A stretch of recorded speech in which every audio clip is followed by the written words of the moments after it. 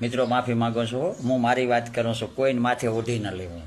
મારા મા બાપે માતા પિતાએ મારું નામ રાખ્યું શીતલ.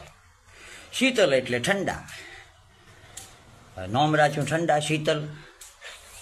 અને એમાં અમે કોમ કેવું કર્યું, રામની સીતા લંકામાં રાવણ લઈ ગયો હતો, તે કરી ફોજ ભેળે.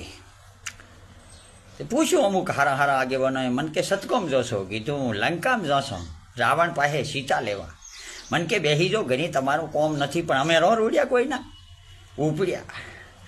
યાદ તો ઢોલકું લીધું, હાથમાં આવી ગયું, અને ભાઈ લીધું ઢોલકું, હડમોનને મંદિરે જઈને વગાડ્યું, અને માથે બેઠા હતા કાળ મોઢા બોંદરા, અને કર્યું હુકા હુક.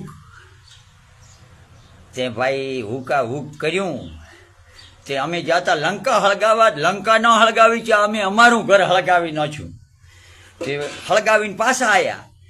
તે ગામવાસીઓએ ભાળીને કીધું ઉતાહણી કે આવી. અલ્યા કીધું ઉતાહણીથી મારું નામ છે શીતલ. અરે મન કે કાળ મોઢા શેટા ભલા, તમારું નામ તો મન કે હોળી છે, તમે જેટલોયનો ઘર હળગાવી નાખ્યો.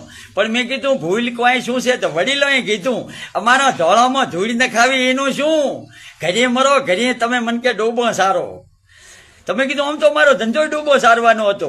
મન કે ડૂબો સારવાનો હતો, એમાં તમે જેટલાય પાછળથી મન કે જે હતા ને અહીંયા વાડિયા મળાયા પ્રાઈ, હવે જાય તમે પાછા બારા ઘટાવજો.